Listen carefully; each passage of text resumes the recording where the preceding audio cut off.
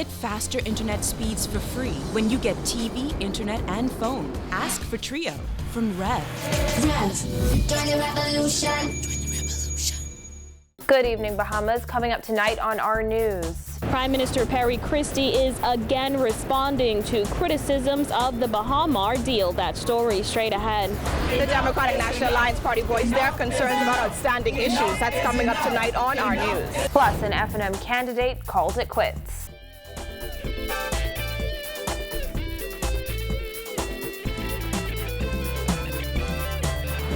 Welcome to our news. I'm Christina McNeil. Thanks for joining us.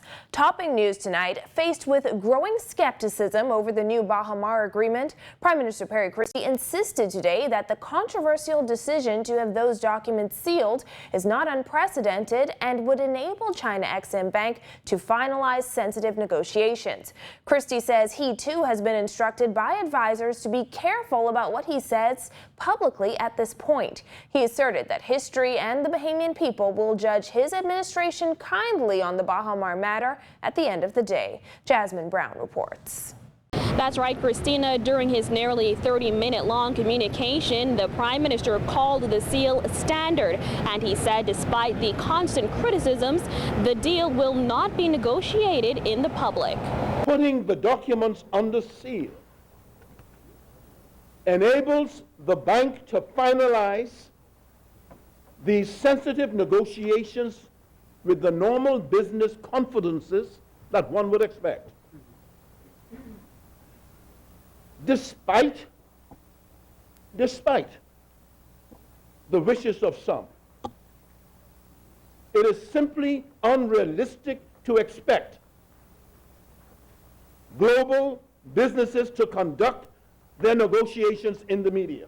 Receiver manager Raymond Winder said last week it was the bank and the government that requested the documents be sealed for commercial reasons. However, Christie suggested today only one of them made that request. The application to have the documents sealed was made by China Export-Import Bank. This kind of seal, Mr. Speaker, is standard, especially in transactions of this complexity, scale, and international market sensitivity. The Prime Minister also revealed that China Exim Bank is negotiating the sale of the property, asserting the bank has already invested billions of dollars in a project, which he says is not easy to deal with. The Christie administration has taken a lot of flack for withholding the details of the new agreement with the bank. He also clapped back at opposition members who have publicly questioned the concessions being granted to complete Baha Mar. The concessions that will be offered to a new developer cannot exceed those given to Atlantis. The Prime Minister assured the public that the Supreme Court approved the sealing of documents to help the parties secure the best outcome for the property, and it would lift the seal if and when it is deemed the right thing to do. Christie also insisted there is nothing sinister about the agreement, and specifically concessions granted to the Chinese. But I can say that CCA was given Hotel Encouragement Act concessions for construction. They were given that by the F&M, the F&M government, and will be given the same concessions to complete the construction by my government. Now, Christie says he will not be deterred by the critics, as he believes when all is said and done, history and the Bahamian people will look upon his administration kindly. Reporting from the House of Assembly for our news, I'm Jasmine Brown. Back to you, Christina. Thanks, Jasmine. Meanwhile, outside the House of Assembly, members of the Democratic National Alliance demanded answers to pressing issues, including unemployment. Our Giorgio Sturp reports. Christie gotta go. Christie gotta go. Christie gotta go. Christie gotta go. Christie gotta go. Christie gotta go. Moments before the government met in the House of Assembly this morning, the Democratic National Alliance Party met in Boston Square to voice their concerns about outstanding issues such as Baha Mar and those 600 sandals workers. I'm seeing a deal.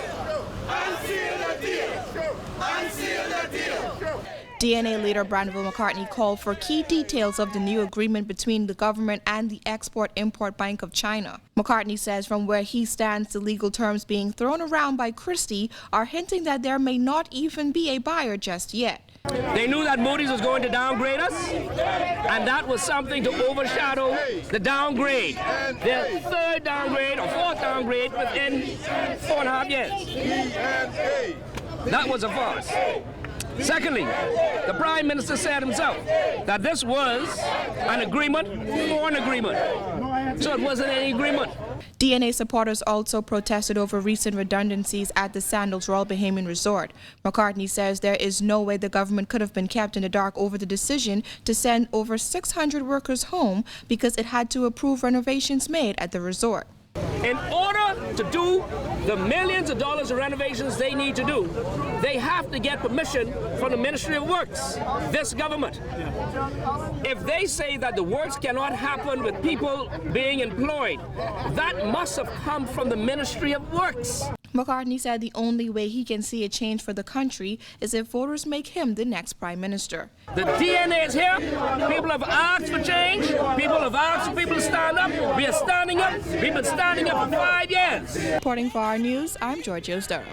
In other news, the Minister of Health yesterday confirming that the number of confirmed Zika cases has jumped to 8. Health Minister Dr. Perry Gomez yesterday told the Tribune newspaper that officials were still receiving results associated with the 83 suspected cases reported earlier this month. Dr. Gomez refused to speak with reporters about reports of new Zika virus cases outside Parliament today. The Ministry of Health nor Department of Environmental Health have issued any statements in this regard. Last week, the United States Center for Disease Control and Prevention issued an alert for those traveling to the Bahamas in the wake of the then 4 confirmed Zika cases. According to health officials, some of the patients in those cases had contracted the virus locally, and others had gotten it while traveling outside the Bahamas. Well, Free National Movement leader Dr. Hubert Minnis confirming today that they will have to find 2 people to run in at least 2 seats the party thought it had figured out. According to Dr. Minnis, South Eleuthera Member of Parliament Theo Neely will not be seeking re-election, and recently nominated Bain and Grantstown candidate Leonard Sands is also dropping out of the race. Minnis says Neely informed him of his decision earlier this month. Neely and I would have had a discussion about 2-3 weeks ago, at which time he made his position clear that for personal and other reasons he would prefer not to seek nomination moving forth. And I've asked him if he can assist in identifying a candidate for the North Eleuthera constituency.